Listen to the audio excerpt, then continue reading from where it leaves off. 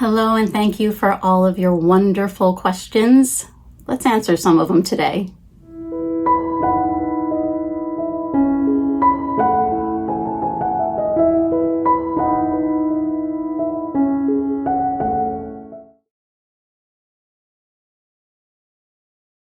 So they're in no particular order. I just picked out a bunch that maybe a lot of people would want to know about, and of course ones that many people have asked me about, and I've gotten that question a lot of times. So calm your anxiety in 2 minutes.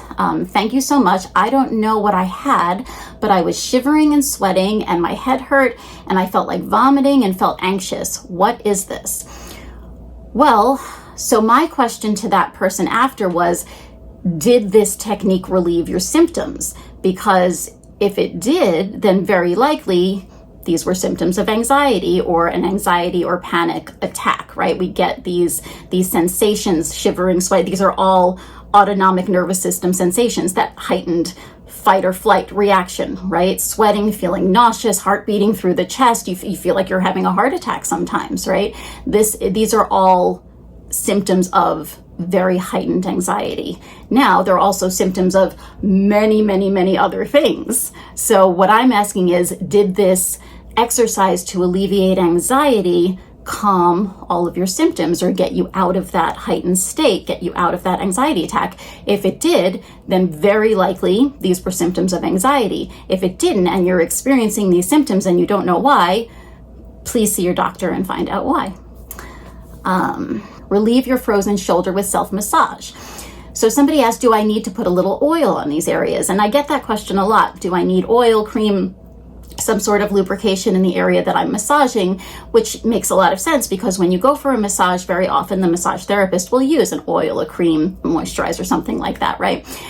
For my massages, a lot of the work is sort of more of a myofascial release, meaning we're moving the tissue underneath, right? We're not gliding over the skin, we're actually moving the tissue. You can see, the difference between that and that rubbing. So if we were rubbing over the skin very lightly, then yes, we would want some oil to help lubricate the skin so we can kind of make gentle movements.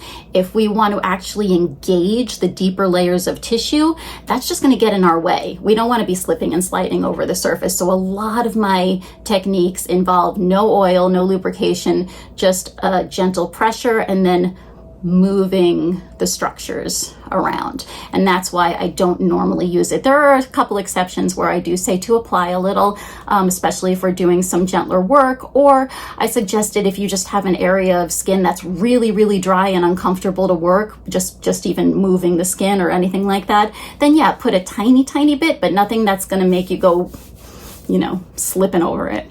So that's sort of the kind of work that I do to engage more layers, more structures of the body. For relieve tight, achy calves with this wonderful self-massage, somebody asked, I do not understand using your body, not arms or hands, to pressure. Can you make a demo video, please? I can. I do describe this technique in a lot of my videos. So basically, it's to save your body. It's so that your arms and your hands don't get tired, but also the pressure feels better and you have an option to get deeper that way if you want deeper pressure. And the difference is, so if I were to press down on a table, I could use my arm and my hand and press down as much as I can, right? Or I could get over the area and use my body weight to lean on my hand. And that is going to give me a much more steady, deep, connected pressure. And it's going to be so much easier on my arm and hand because I'm leaning in with my body weight instead of just pushing with my hand and my arm, right? Which actually you can even see the tension goes up into the shoulder. And this is how massage therapists work, right? If I were doing this all the time, I would burn out in my first week of work. But I've been able to do this over 16 years because I'm using my body weight. So I'm just leaning on a client. I'm leaning with the forearm. I'm leaning my body weight with my hands. I'm moving my shifting my weight from foot to foot. So that's what we're doing with our self-massage in a lot of my videos. So with the calves, I had my leg up and I'm just leaning into the calf muscles instead of pushing. I hope that makes sense. I do describe that in a lot of my videos, and maybe I will make a demo of just that and just talking about how to apply some myofascial release. For self-massage and meditation for anxiety and stress relief, somebody asked me, and now a lot of people ask me this one, is it normal to burst out crying when doing this facial massage? I feel so much better for it. I just have been so tense. So many people, why am I crying? This is weird. Is it weird that I'm crying? Do other people cry? What is this reaction? The reaction is so completely normal. Our bodies, minds, and emotions are inseparable. They're completely connected. We hold our emotions in our bodies, quite literally. Physiologically, it changes our tissue. It changes our neural pathways. It changes our hormonal balance. So yes, when we are holding a lot of anxiety, sometimes in a particular part of the body locally, sometimes all through systemically, when we finally take the time to let it go, very often it's released with emotion. And sometimes that emotion can be laughing. Sometimes you might even feel a little bit sick, a little bit nauseous, but very, very often it comes with tears. And that is a good cry. It's an emotional release. Let it out. You don't need it in there, right? You don't need it. So for whatever reason, for whatever you've pent up, for whatever memories or emotions or it brings up, get it out of there. You don't need to be carrying it around with you. And very often after you have that experience, you'll feel a lot lighter, a lot better. You'll get quite a mood lift. Things are just not so heavy anymore. So it's actually a very helpful thing, and it is completely normal. On my how to relieve sinus pain and sinus pressure with self-massage, somebody said, had a sinus infection for about a month now. Any help? Yes. See your doctor. Please see your doctor. If you've had a sinus infection or any infection for a month, yes, please seek out medical care. You probably need some sort of medical intervention to help alleviate that infection and get you on the road to recovery. I cannot help you with that with self-massage. That is an infection that needs medical attention. On calm your anxiety in 2 minutes, is it scientifically proven? Is anything really scientifically proven? I mean, few things are proven. I mean, proven is a very strong word. It takes a tremendous amount to get to the word proven. However, there is a very large body of empirical evidence that shows that breathing practices, yes, indeed, reduce anxiety and are very, very good for the body as a whole, for the body, mind, emotions. Taking time to do those very deliberate, deep breaths. There are so many different breathing exercises you can do. Taking time to elongate the exhales, to just be really consciously aware of the breath, which is normally very shallow and we don't think about it, and we even hold our breaths a bunch of time when we're anxious, and that really wreaks havoc on our whole system. So taking those deep calming breaths activates that parasympathetic nervous system. The rest, digest, calm, brings those alarm bells down, that heightened nervous system state we're in all the time.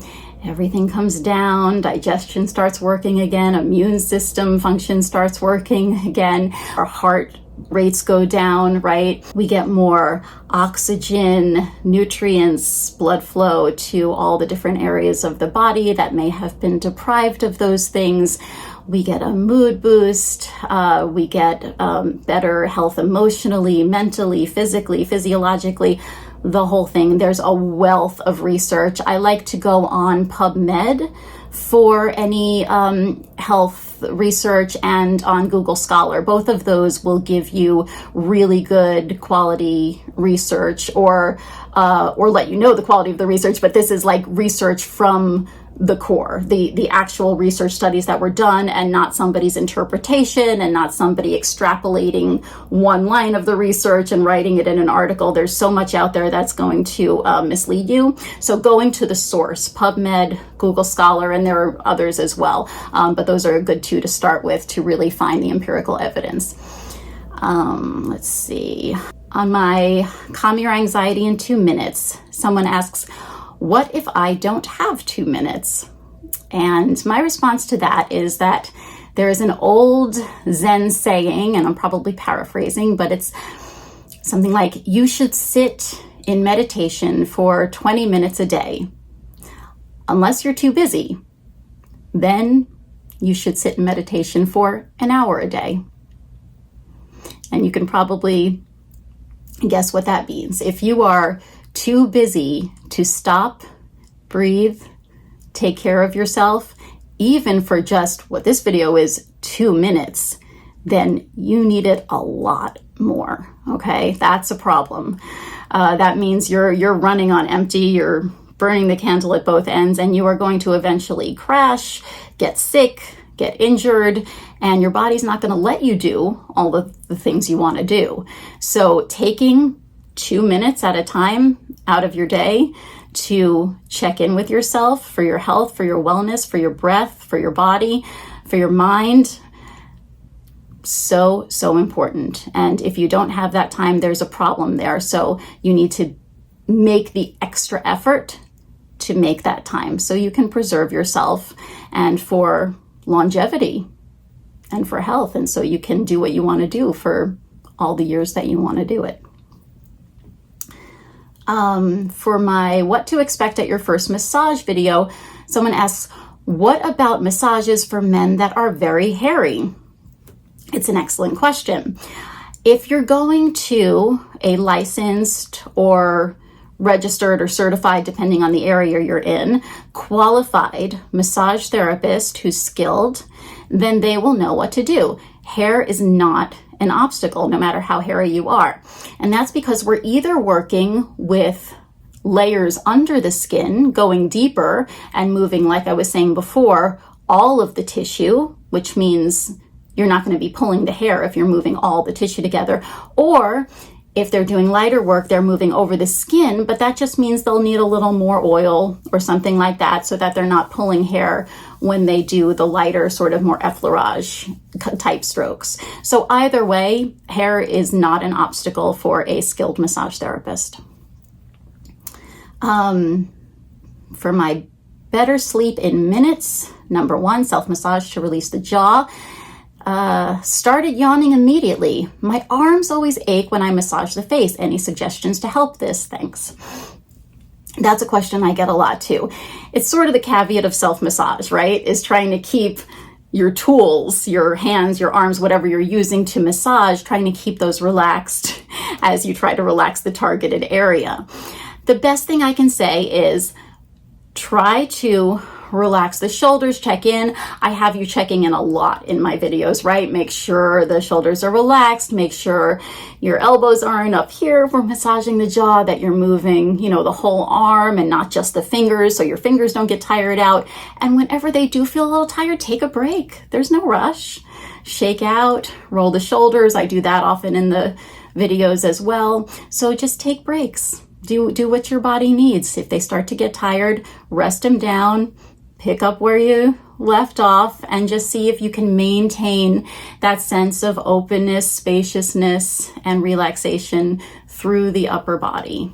Taking deep breaths helps with that. All of those things that I give you throughout the videos should help with that achiness and tiredness.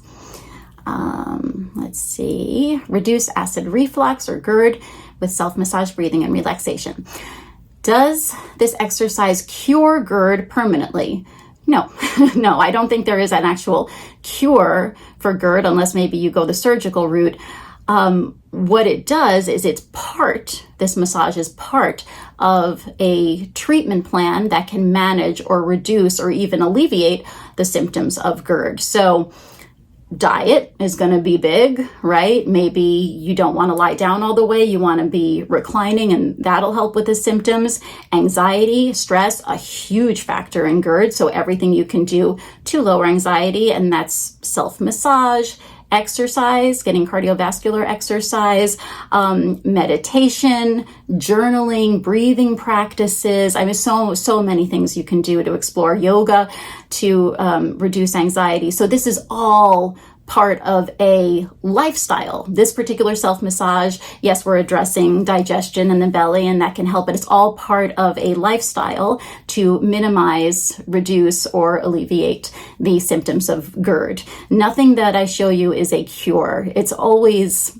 multifaceted. It would be wonderful if there was one thing you could do and cure something, but life's just not like that, right? Let's see. Alleviate headaches, jaw tension, and general anxiety with this relaxing face self-massage. The reduction in tension has blown my mind. That's awesome. If practiced regularly, can it become a preventative modality? Well, guys, thank you so much for all your wonderful questions. We will do this again. And I think this is great. I love answering your questions. I love your comments. Subscribe, like the video, all that stuff, comment below. Let me know if you have any other questions or what you thought of this video. If you'd like to see more of these videos answering your questions, please join my membership. It really helps. It really helps. I love making these videos for you. They're free to the world, and I could really use your support to help me keep going. And you get some membership perks, which are fun, and I love interacting with you that way and building relationships with you. So definitely check that out. I'll see you soon.